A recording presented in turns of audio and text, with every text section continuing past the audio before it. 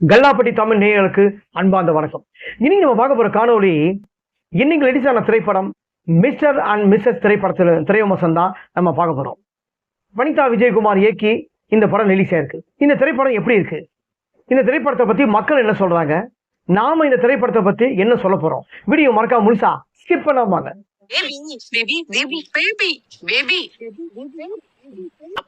உனக்கு 45 ஆயிடுச்சு. நமக்கு ஒரு குழந்தை வேணும், ஒரு குழந்தை வேணும். எனக்கு குழந்தை வேணாம், எனக்கு குழந்தை வேணாம். எனக்கு வேணும், வேண்டாம். எனக்கு வேணும்.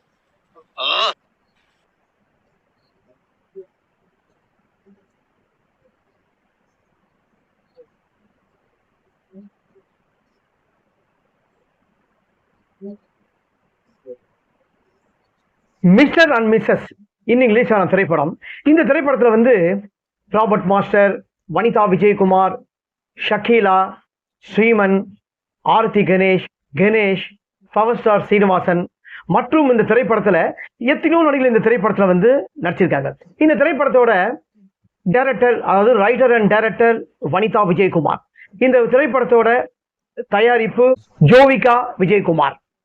இந்த திரைப்படத்தோட இசை ஸ்ரீகாந்த் தேவா.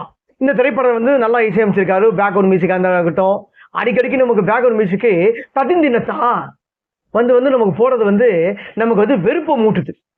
அவர் போட்ட பேக்ரவுண்ட் மியூசிக் வந்து நமக்கு அப்பப்போ ததிந்தினத்தான் அது சொல்லும் போது நமக்கு வந்து வெறுப்பாவது, தேட்டரை விட்டு ஏந்து போயிடலாமாகுது அந்த ததிந்தினத்தாவே. அப்படி வந்து பேக்ரவுண்ட் மியூசிக் போட்டிருக்காரு. ததிந்தினத்தா என்ன ததிந்தினத்தாவோ பாட்டு ஏதோ ரெண்டு பாட்டு நல்லா இருக்கு சொல்லும்படியா இருந்து. நான் ஏற்கனவே பேக்ரவுண்ட் மியூசிக் சொன்ன மாதிரி ததிந்தினத்தா நமக்கு வெறுப்பேற்றுது. அந்த மாதிரி ஒரு பாட்டெல்லாம் இது இந்த பேக்ரவுண்ட் மியூசிக் ஸ்ரீகாந்த் தேவா ஏன் இப்படி இசையமைச்சிருக்கான்னு தெரியல. அவர் நல்லாவே ஏற்கனவே இசையமைப்பார். அவர் இப்போத்துக்கு ஏற்ற மாதிரி 2K பிடிக்கிற மாதிரி ஏதாவது லேட்டஸ்ட் ட்ரெண்டுக்கு ஏற்ற மாதிரி ஏதாவது ட்ரை பண்ணுறாரோ தெரியல. அப்படி அவர் ஏதாவது ட்ரை பண்ணாருன்னா அதோட அவர் மனசை நெக்ஸ்ட் டைம் வேறு ப்ராஜெக்ட் பண்ணும்போது செஞ்சு வந்து அந்த மனசை வந்து மாற்றிக்கின்னு பண்ணணும். இல்லைன்னா வந்து ததிந்தினத்தா தான் அப்படிதான் ஆகும். இந்த திரைப்படத்தோட சினிமா போட்டோகிராஃபர் ரொம்ப வந்து அழகாக நல்லா பண்ணியிருக்காங்க எல்லா இடத்துலையுமே. ஏன்னா படத்தை வந்து முழுக்க வந்து பேங்காக்கில் தான் எடுத்திருக்காங்க. நல்லா அருமையாக சினிமா ஃபோட்டோகிராஃபர் பண்ணியிருக்காரு. டிஜி கபில் ரொம்ப சூப்பராக பண்ணியிருக்காரு. இந்த படத்தில் நடிகர் கமலஹாசன் அவர் நடித்த மைக்கேல் மதன காமராஜன் திரைப்படத்தில் ஒரு பிரமாதமான ஒரு பாட்டு வரும். சிவராத்திரி தூக்கம் ஏது ஓய். அந்த பாட்டை வந்து போட்டுட்டு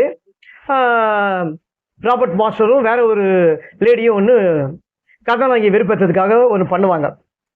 ஸோ அந்த சாங் வந்து திரைப்படத்தில் ரொம்ப நாள் போட்டு அந்த பாட்டை வந்து ஸ்க்ரீனில் வந்து ப்ரெசென்ட் பண்ண விதம் வந்து ரொம்பவே நல்லா ரொம்ப அழகாக ப்ரெசென்ட் பண்ணிக்காங்க.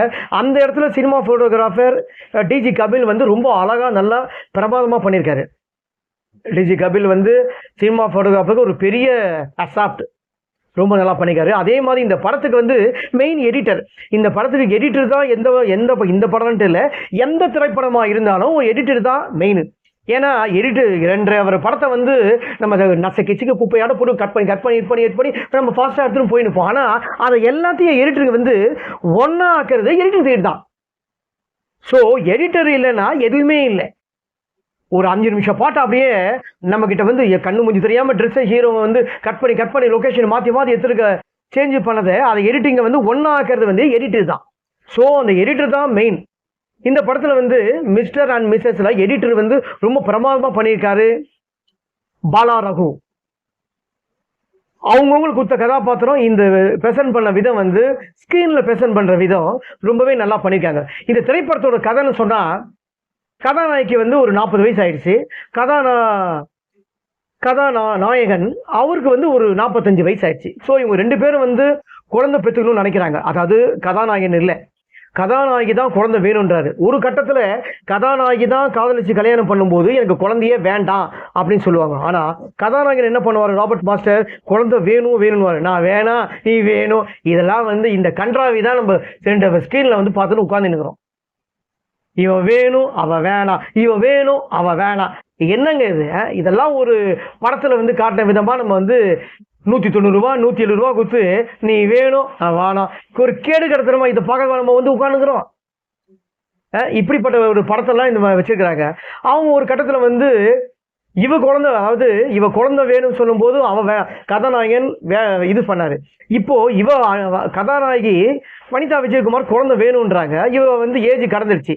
ஒரு கட்டத்தில் பிரெக்னென்ட் ஆகி கர்ப்பம் வந்து கலைஞ்சிட்டு இருக்கும்.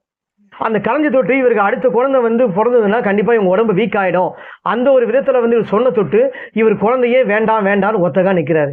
கடைசியில் என்னதான் ஆகுதுன்னா, கடைசியில் சொல்ல முடியாது.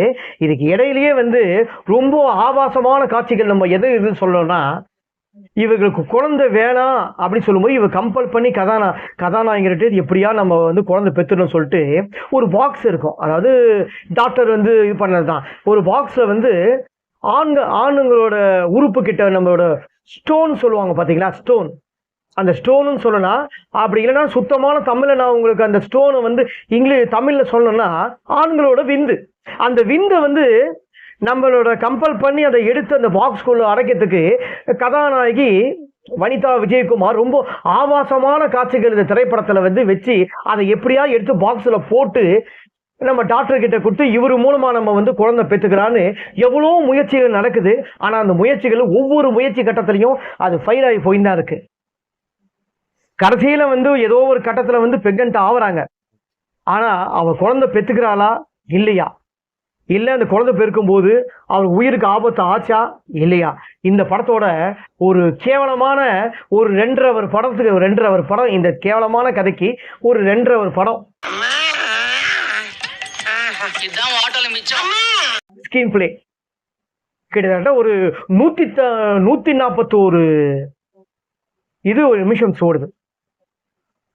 இத்தனை இதெல்லாம் வந்து இந்த கேவலமான படத்தை ஜனங்க வந்து உட்காந்து பார்த்து பொறுமை இருக்கா? பொறுமை இல்லை.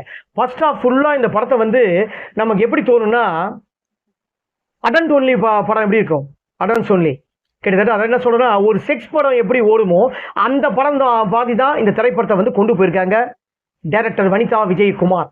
நம்ம கேமராமேன், சினிமா ஃபோட்டோகிராஃபர் மேலேயோ, எடிட்டர் மேலேயோ, மியூசிக் மேலேயோ, நடித்தவங்க மேலே யாரும் குறை சொல்ல முடியாது. அதுவும் இந்த படத்தில் வந்து தேவையில்லாத கதாநாயகி அம்மா வந்து ஷக்கீலா, அவங்க ஏற்கனவே வந்து மலையாள செக்ஸ் படத்தில் வெறும் ஷக்கீலா இப்போ பண்ணியிருக்காங்க.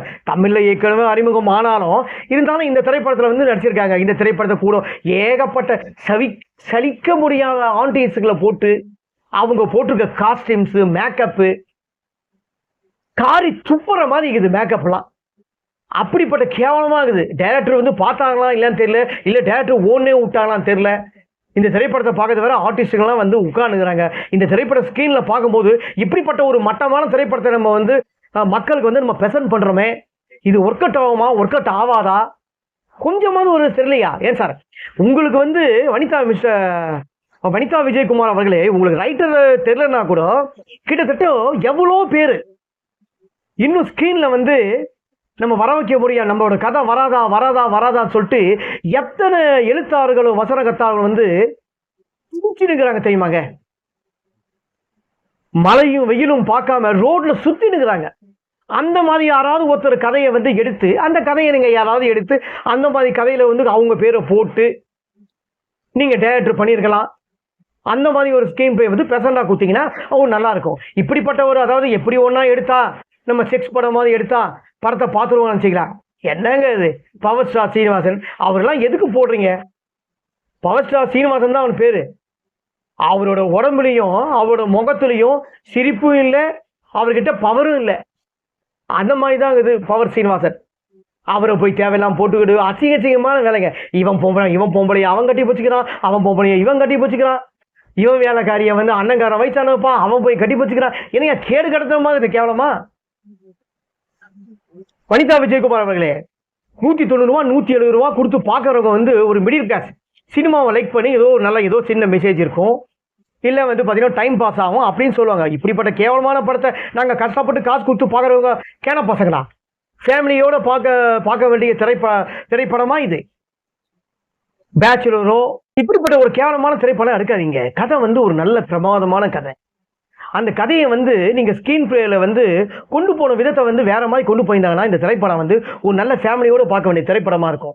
யாராவது பசங்களையும் கூட்டு போகிறது, ஒன்றா கூட்டு போய் ஃபேமிலியோடு பார்க்க வேண்டிய திரைப்படமாக இது? நீங்களே சொல்லுங்கள் வனிதா விஜயகுமார். ஒவ்வொருத்தரும் இப்போ இந்த படத்தை வந்து பப்ளிக் வந்து நம்ம ரிவ்யூ கொடுக்கறத வச்சு இந்த திரைப்படத்தை பற்றி தவறான விமர்சனம் பண்ணுறோமே அப்படின்னு சொல்லும்போது நீங்கள் யோசிக்கணும்.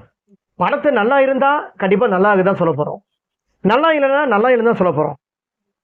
நல்லா இருக்கிற படத்தை நல்லா இல்லை சொல்ல போகிறது இல்லை, நல்லா இல்லாத படத்தை நல்லா இருக்குன்னு சொல்ல போகிறது இல்லை.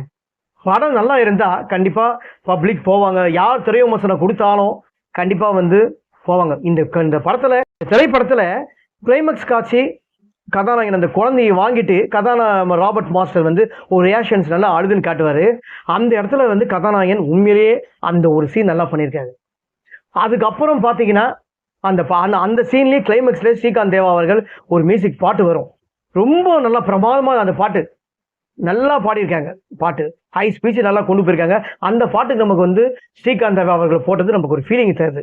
மற்றபடி எந்த இடத்துலையும் அவர் போட்ட மியூசிக் வந்து நமக்கு மூஞ்ச சுளிக்குது. ததிந்திட்டா அது சொல்லவே கூடாது.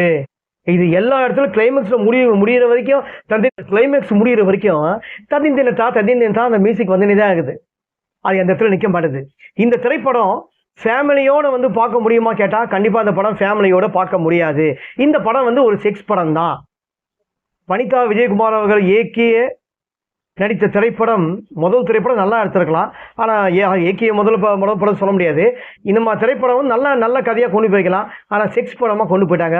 இந்த படம் வெளியில் வந்து பார்த்துட்டு வந்த மக்களும் சரி, இந்த திரைப்படம் வந்து ஓடுமா ஓடாதா அப்படின்னு கேட்டால் இந்த திரைப்படம் ஒரு நல்ல திரைப்படமா இல்லை செக்ஸ் திரைப்படமா அப்படின்னு கேட்டால் மக்கள் வெளியில் வந்து சொன்னதுக்கு இந்த திரைப்படம் ஓடுமா அப்படின்னு ஆடியன்ஸை கேட்கும்போது ததிந்தினத்தா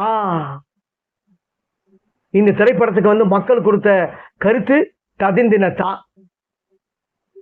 ஃப்ரெண்ட்ஸ், இன்னைக்கு ரிலீஸ் ஆன திரைப்படம் மிஸ்டர் அண்ட் மிஸ்ஸஸ் திரைப்படத்தை பற்றி தான் நான் கொடுத்துருந்தேன். இந்த திரைப்படத்தை பற்றி நான் என்னோட கருத்தை நான் சொல்லிட்டேன். உங்களோட கருத்து என்ன அப்படின்னு கமெண்ட் பாக்ஸில் மறக்காம கமெண்ட் பாக்ஸில் உங்கள் கருத்தை வந்து பதிவு பண்ணுங்க. கல்லாப்பட்டி தமிழ் யூடியூப் சேனலை மறக்காம சப்ஸ்கிரைப் பண்ணுங்க, லைக் பண்ணுங்க, ஷேர் பண்ணுங்க.